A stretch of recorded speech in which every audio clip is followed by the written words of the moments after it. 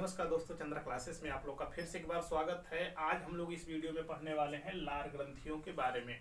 ठीक है, तो लार ग्रंथियों का कार्य हमारे दैनिक जीवन में क्या होता है, यह कहाँ पर उपस्थित होती हैं तथा इनका श्रावण किस माध्यम से होता है और हमारे दैनिक जीवन में लार का उपयोग कहाँ होता है, इसके बारे में इस वीडियो में हम लोग पढ़ने वाले हैं। तो आप लोग वीडियो में अंत तक बने रहें। तो सबसे पहले हम बात करते हैं कि जो ये लार ग्रंथियां होती हैं यह जोड़ी के रूप में होती है। किस रूप में होती है? तो जोड़ी के रूप में। आप कहें तो ये 3 जोड़ी पाई जाती है। कितनी जोड़ी पाई जाती है? तो 3 ये जोड़ी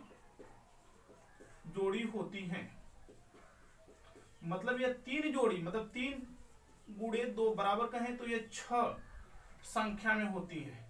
6 की संख्या में यह होती हैं, मतलब लार ग्रंथियां।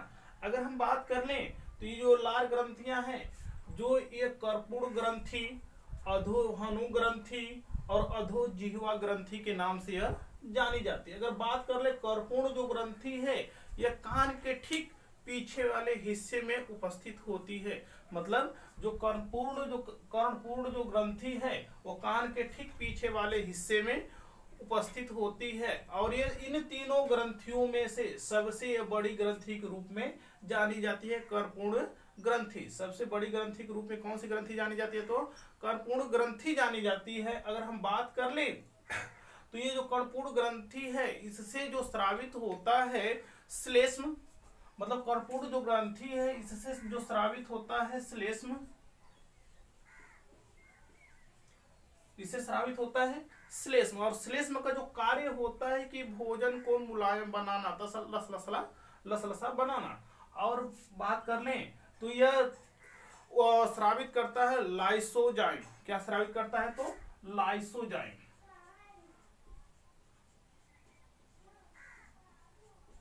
यह स्रावित करता है लाइसोजाइम। लाइसोजाइम जो होता है यह हमारे भोजन करने के दौरान अनेक प्रकार के जीवाणु व बैक्टीरिया शरीर के अंदर जो प्रवेश करते हैं उनको यह लाइसोजाइम मारने का कार्य करता है।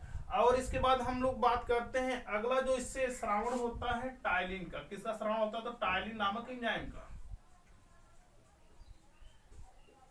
टाइलिन नामक एंजाइम का श्रावण होता है। ये टाइलिन जो होता है ये मंड को पचाने में भूमिका निभाता है। मतलब जो टाइलिन होता है, लिन जो होता है यह मंड का पाचन करता है। किसका पाचन करता है? मंड का पाचन करता है। टाइलिन जो होता है मंड का पाचन, मंड को बदल कर किसमें बना देता है? तो यह शर्करा बना देता है। टाइलिन जो है मंड को किसमें बना देता है? तो शर्करा में बनाने का कार्य करता है। और लाइसोजाइम जो है,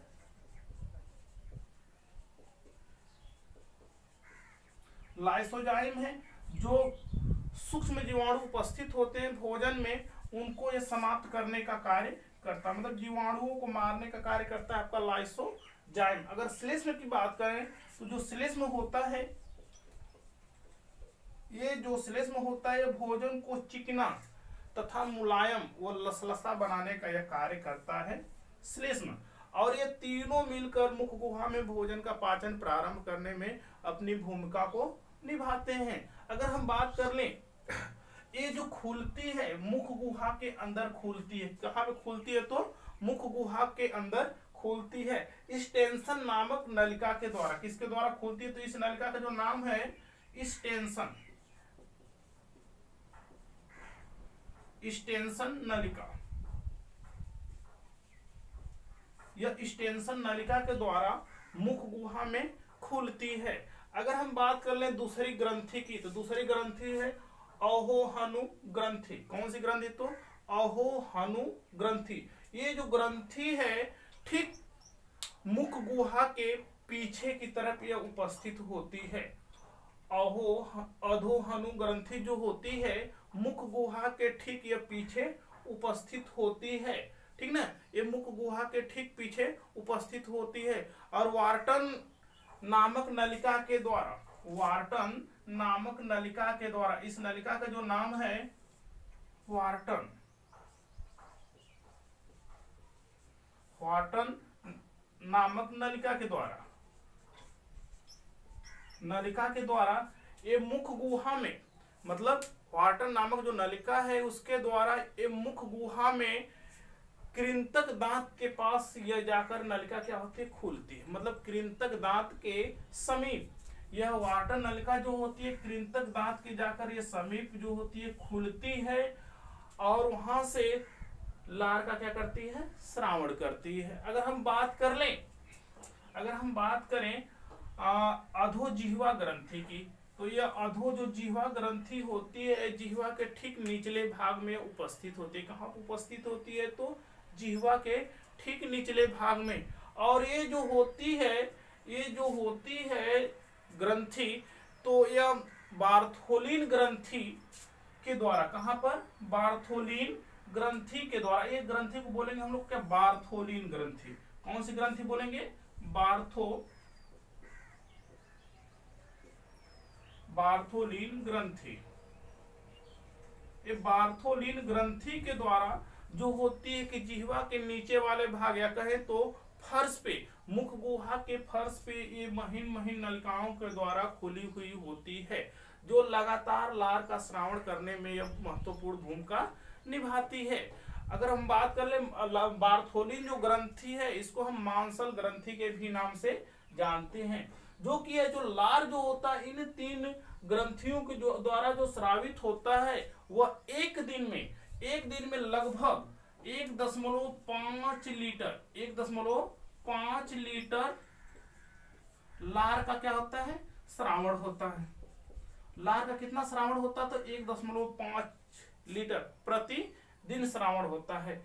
मतलब कि ये जो लार होते हैं ये मुख गुहा में ही आकर किसी न किसी नलिका के माध्यम से खुलते हैं और यह भोजन करने के दौरान ये जो लार होते हैं पूरी तरह से भोजन में मिलते हैं और भोजन का पाचन जो प्रारंभ कर देते हैं मुख गुहा से, ठीक ना, और भोजन को यह मुलायम करने का भी कार्य करते हैं। ये जो होती है लार ग्रंथियां, ठीक। तो आप लोग को पूरी तरह से इस वीडियो में लार ग्रंथियों के बारे में समझ में आ गया होगा और इसको 1 से 2 बार देखेंगे तो पूरी तरह से आपको कॉन्सेप्ट क्लियर हो जाएगा, ठीक। तो अगले भी वीडियो में इसी तरह से बने रहेंगे, छोटे छोटे वीडियो को हम लाते रहेंगे, अच्छे कॉन्सेप्ट आप क्लियर करते रहेंगे। धन्यवाद।